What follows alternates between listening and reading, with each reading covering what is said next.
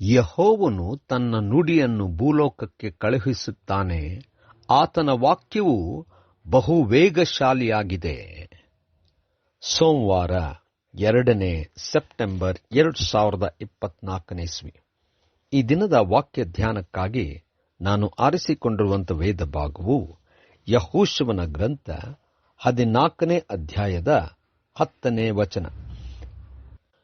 ಯೆಹೋವನು ಈ ಮಾತುಗಳನ್ನು ಮೋಶೆಗೆ ಹೇಳಿದಂದಿನಿಂದ ಇಸ್ರಾಯೇಲ್ಯರು ಅರಣ್ಯದಲ್ಲಿ ಅಲೆಯುತ್ತಿದ್ದ ವರ್ಷಗಳು ಸೇರಿ 45 ವರ್ಷಗಳು ದಾಟಿದವು.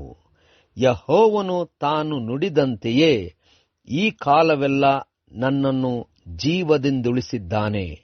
ಈಗ ನಾನು 85 ವರ್ಷದವನಾಗಿದ್ದೇನೆ ಎಂಬುವಂಥದ್ದೇ. ಕರ್ತನಲ್ಲಿ ಪ್ರೀತಿಯುಳ್ಳ ದೇವ ಜನರೇ, ಶುಭೋದಯ. ದೇವರು ನಮ್ಮನ್ನು ಉಳಿಸಿದ್ದಾನೆ. ನಾವು ಇರುವಂಥದ್ದು, ನಮಗಿರ್ತಕ್ಕಂಥದ್ದು, ನಾವು ಉಳಿದಿರುವಂಥದ್ದು ಆತನ ಕೃಪೆಯಿಂದಲೇ, ಮತ್ಯಾವುದರಿಂದಲೂ ಅಲ್ಲ. ಕರ್ತನ ನಾಮಕ್ಕೆ ಸ್ತೋತ್ರ ಉಂಟಾಗಲಿ. ಕರ್ತನಲ್ಲಿ ಪ್ರಿಯರೇ, ಈ ವಾಕ್ಯ ಧ್ಯಾನ ಮಾಡೋಣ. ಈ ದಿನದ ವಾಕ್ಯ ಧ್ಯಾನದ ಶೀರ್ಷಿಕೆ, ದೇವರು ನನ್ನನ್ನು ಜೀವದಿಂದುಳಿಸಿದ್ದಾನೆ. ಕರ್ತನಲ್ಲಿ ಪ್ರಿಯರೇ, ಕೈಲೇಬನು ಅವರು ವಾಗ್ದಾನದ ದೇಶಕ್ಕೆ ಸೇರಿದಾಗ ಯೆಹೋಶುವನ ಹತ್ತಿರ ಬಂದು ತನಗೆ ಆ ಸ್ಥಳವನ್ನು ಸ್ವಾಸ್ಥ್ಯವಾಗಿ ಕೊಡಬೇಕೆಂಬುದಾಗಿ ಹೇಳುವಾಗ ಒಂದು ಸಾಕ್ಷಿಯಲ್ಲಿ ಹೇಳುವಂತವನಾಗಿದ್ದಾನೆ.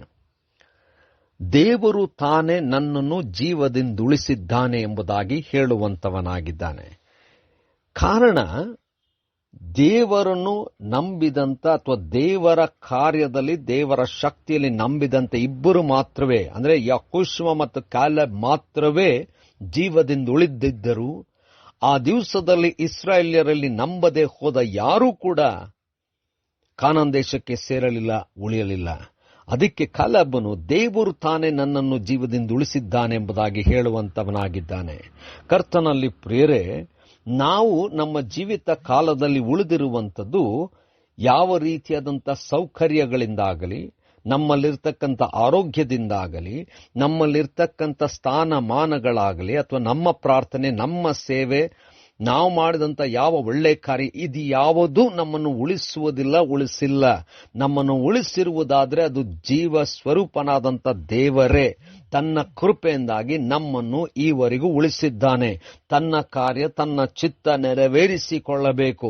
ನಮ್ಮನ್ನು ನಾವು ಒಪ್ಪಿಸಿಕೊಡೋಣ, ದೇವರ ಕಾರ್ಯವನ್ನು ತಿಳ್ಕೊಳ್ಳೋಣ. ಜೀವದಿಂದ ಉಳಿಸಿದಂಥ ದೇವರಿಗೆ ಜೀವಿತದಿಂದಲೇ ನಾವು ಸ್ತೋತ್ರ ಹಾಡೋಣ. ಕರ್ತನೆ, ದಯಮಯ ಸ್ವಾಮಿ, ಕೃಪೆಯಿಂದ ನಮ್ಮನ್ನು ನಡೆಸಿದ್ದಿ, ನೀನು ನಮ್ಮನ್ನು ಉಳಿಸಿದ್ದಿ ಎಂಬುದಾಗಿ ತಿಳಿದು ನಡೆಯುವ ಹಾಗೆ ನಮ್ಮನ್ನು ಬಲಪಡಿಸು. ಯೇಸುವಿನ ನಾಮದಲ್ಲಿ ಪ್ರಾರ್ಥನೆ, ದೀನತೆಯಿಂದ ಬೇಡಿದೆವು ತಂದೆಯೇ, ಆಮೆನ್.